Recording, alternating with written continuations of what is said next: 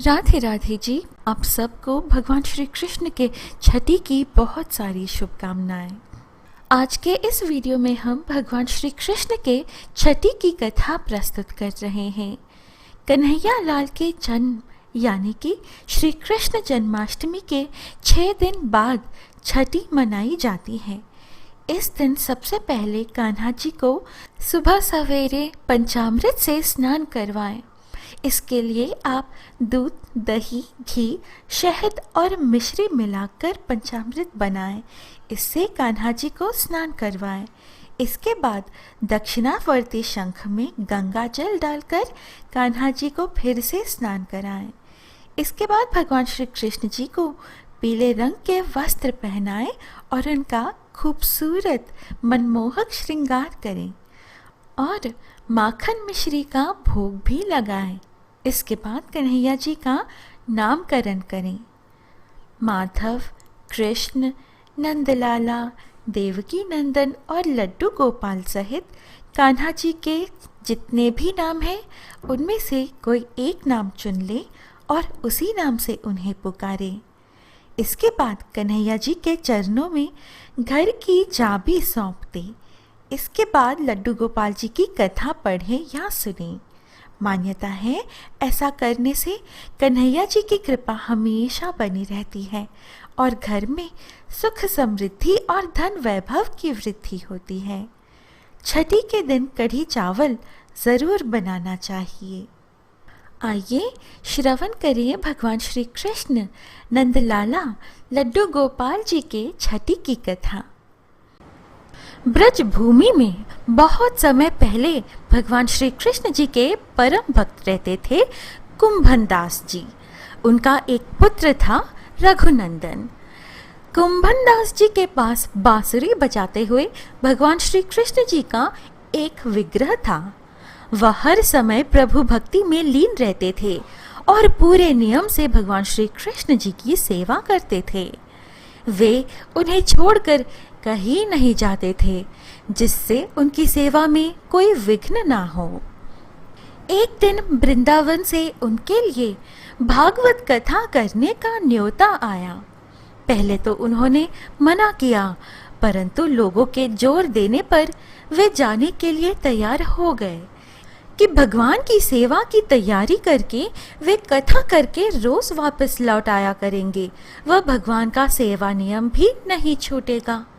अपने पुत्र को उन्होंने समझा दिया कि भोग मैंने बना दिया है, तुम ठाकुर जी को समय पर भोग लगा देना, और वे चले गए।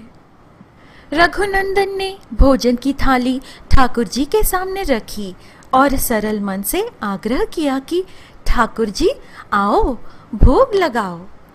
उसके बाल मन में यह छवि थी कि वे आकर अपने हाथों से भोजन करेंगे जैसे हम खाते हैं। उसने बार बार आग्रह किया, लेकिन भोजन तो वैसे ही रखा था। अब उदास हो गया और रोते हुए पुकारा कि ठाकुर जी आओ, भोग लगाओ। ठाकुर जी ने बालक का रूप धारण किया और भोजन करने बैठ गए और रघुनंदन भी प्रसन्न हो गया। रात को कुंभनदास जी ने लौटकर पूछा कि भोग लगाया था बेटा? तो रघुनंदन ने कहा हाँ। उन्होंने प्रसाद मांगा तो पुत्र ने कहा कि ठाकुर जी ने सारा भोजन खा लिया। उन्होंने सोचा बच्चे को भूख लगी होगी तो उसी ने खा लिया होगा। अब तो ये रोज का नियम हो गया कि कुंभनदास जी भोजन की थाली लगाकर जाते और रघुनंदन ठाकुर जी को भोग लगाते। जब प्रसाद मांगते तो एक ही जवाब मिलता कि सारा भोजन उन्होंने खा लिया। कुंभनदास जी को अब लगने लगा कि पुत्र झूठ बोलने लगा है, लेकिन क्यों? उन्होंने उस दिन लड्डू बनाकर थाली में सजा दिए और छिप कर देखने लगे कि बच्चा आखिर क्या करता है। रघुनंदन ने रोज की तरह ही ठाकुर जी को पुकारा तो ठाकुर जी बालक के रूप में प्रकट होकर लड्डू खाने लगे। यह देखकर कुंभनदास जी दौड़ते हुए आए और प्रभु के चरणों में गिरकर विनती करने लगे। उस समय ठाकुर जी के एक हाथ में लड्डू और दूसरे हाथ का लड्डू मुख में जाने को ही था कि वे जड़ हो गए।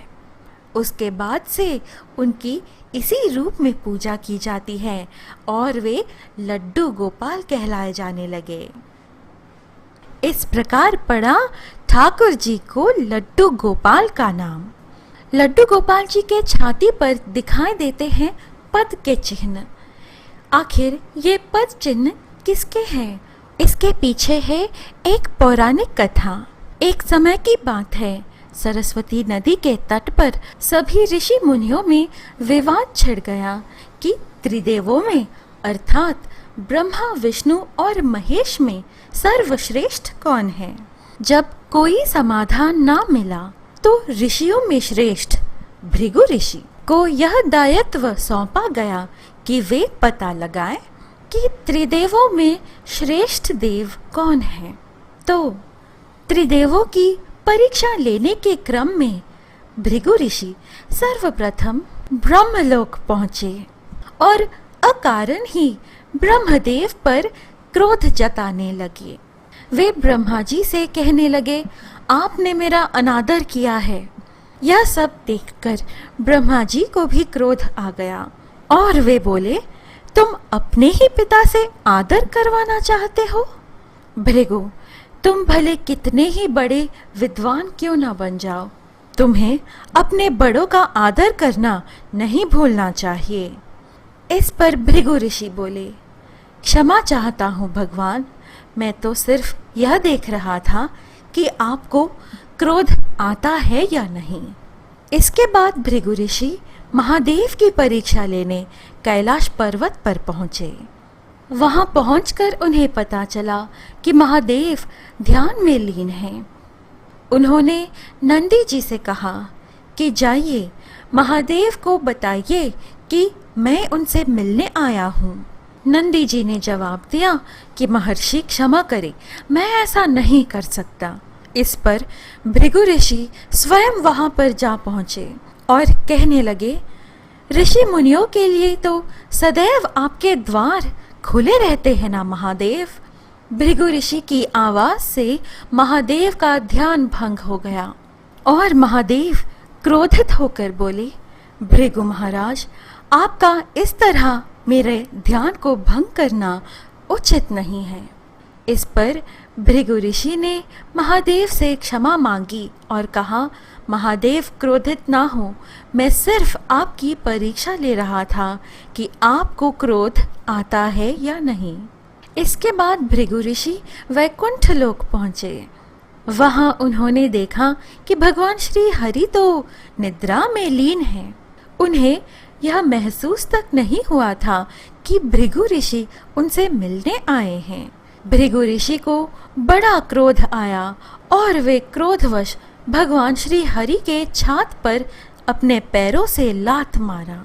लात मारते ही भगवान उठ गए और भृगु ऋषि को सीने से लगा लिया। ऋषि जी के पांव को सहलाते हुए कहा, मुनिवर, आपके पांव बड़े ही कोमल हैं और मेरा सीना वज्र कठोर है, कहीं आपके पांव को चोट तो नहीं आई? इससे महर्षि भृगु लज्जित भी हुए और प्रसन्न भी। भृगु ऋषि द्वारा मारे गए लात से ही भगवान की छाती पर पैरों के निशान दिखाई पड़ते हैं। इसी कारण भगवान विष्णु जी के स्वरूप विग्रहों पर छाती पर पद चिन्ह दिखाई पड़ते हैं।